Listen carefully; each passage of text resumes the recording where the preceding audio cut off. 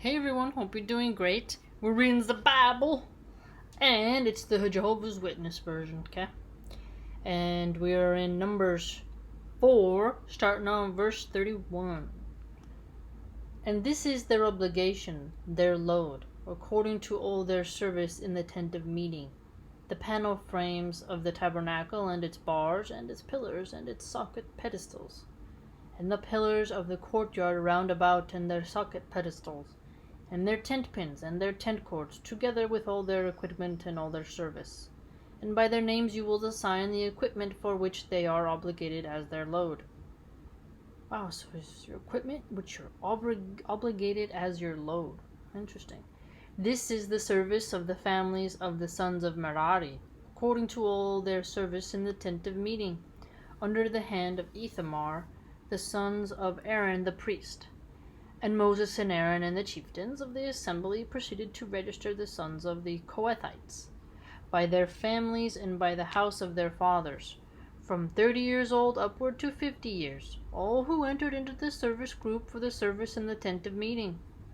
So from 30 years, look at that, from 30 years upward. Your cutoff age is 50 years. And the ones registered of them by their families came to be 2,750. Oh, pretty small tribe.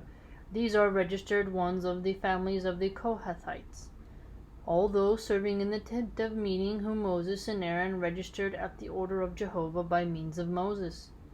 As for the registered ones of the sons of Gershon, by their families and by the house of their fathers, from 30 years old upward to 50 years, all who entered into the service group for the service in the tent of meeting. The ones registered of them by their families by the house of their fathers came to be 2,630. These were the registered ones of the families of the sons of Gershon, all those serving in the tent of meeting, whom Moses and Aaron registered at the order of Jehovah. As for the registered ones of the families of the sons of the Merari by their families by the house of their fathers, from 30 years old upward to 50 years old, all those entering into the service group for the service in the tent of meeting, the ones registered of them by their families came to be 3,200. These were the registered ones of the families of the sons of Merari, whom Moses and Aaron registered at the order of Jehovah by means of Moses.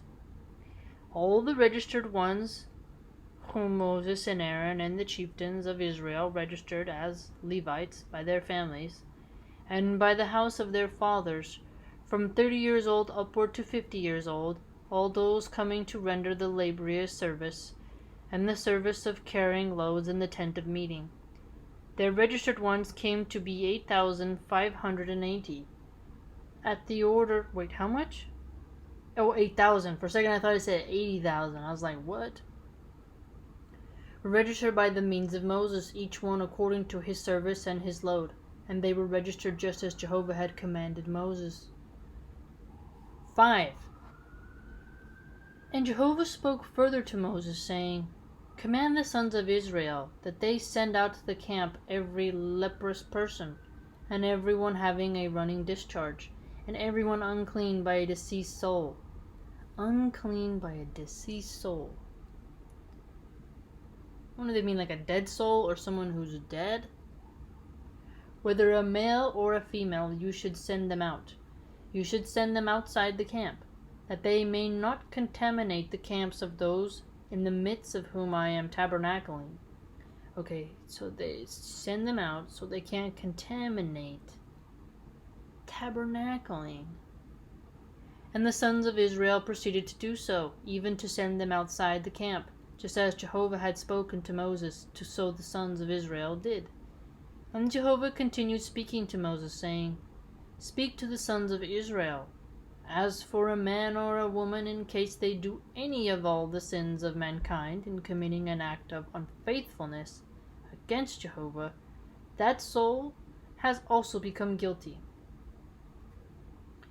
And they must confess their sins that they have done. Confession. And he must return the amount of his guilt in its principal, also adding a fifth of it to it, and he must give it to the one against whom he did wrong. But if the latter has no near relative to whom to return the amount of the guilt that is being returned to Jehovah belongs to the priest, except the ram of atonement with which he will make atonement for him. And every contribution of all the holy things of the sons of Israel, which they will present to the priest, should become his. Every contribution of anything holy goes to the priest, and the holy things of each one will remain his own. Whatever each one may give to the priest, that will become his.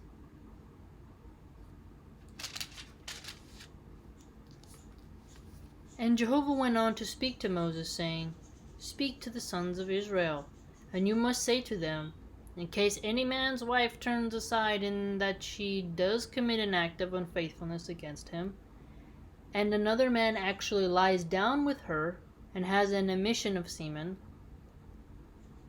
and it has been hidden from the eyes of her husband, and has remained undiscovered, and she, on her part, has defiled herself, but there is no witness against her, and she herself has not been caught, and the spirit of jealousy has passed upon him, and he has become suspicious of his wife's faithfulness, and she in fact has defiled herself, or the spirit of jealousy has passed upon him, and he has become suspicious of his wife's faithfulness, but she is in fact not defiled herself, then the man must bring his wife to the priest, and bring her offering along with her, 1/10 of an ephah of barley flour. He must not pour oil upon it, nor put frankincense upon it, because it is a grain offering of jealousy. Look at that, a jealousy offering.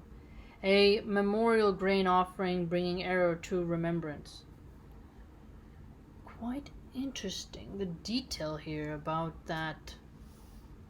And the priest must bring her forward, and make her stand before Jehovah. And the priest must take holy water in an earthenware vessel, and the priest will take some of the dust that happens to be on the floor of the tabernacle, and he must put it in the water. And the priest must make the woman stand before Jehovah, and loosen the hair of the woman's head, and put upon her palms the memorial grain offering, that is, the grain offering of jealousy. And in the hand of the priest there should be the bitter water that brings a curse. Atheists always cite this passage. They say that the bitter water is abortion water. And the priest must make her swear, and he must say to the woman, If no man has lain down with you, and if while under your husband you have not turned aside in any uncleanness, be free of the effect of this bitter water that brings a curse. This is quite strange that this water can bring a curse. Sounds a lot like, I think that's where people get into the really alchemy and potion making. But you, in case you have turned aside while under your husband, and in case you have defiled yourself, and some man has put in you his seminal emission, besides your husband, the priest must now make the woman swear with an oath involving cursing. And the priest must say to the woman, May Jehovah set you for a cursing and an oath in the midst of your people by Jehovah letting your thigh fall away, and your belly swell. And this water that brings a curse must enter into your intestines to cause your belly to swell, and the thigh to fall away. To this the woman must say, Amen, Amen. So this seems quite different. So your intestines swell, your belly swell. Atheists say that, this is one of my favorite, sadly, one of my favorite political commentators thinks this. So he interprets it as the priest gives this poison to the woman, and if the poison affects her being pregnant, if she's pregnant and the baby dies, they say that that's proof that she's, committed adultery against her husband. But this to me just doesn't mention pregnancy. This swelling is talking about the effects. Either way, it is a pretty weird way to see if someone's lying or not. I don't know. But one could argue that this was maybe just an ancient ritual where that type of ingredients could be made, but if somebody today told you drink this water and it'll prove whether your wife's cheating on you, you would think it's witchcraft. And the priest must write these cursings in the book and must wipe them out into the bitter water. And he must make the woman drink the bitter water that brings a curse. And the water that brings a curse must enter into her as something bitter.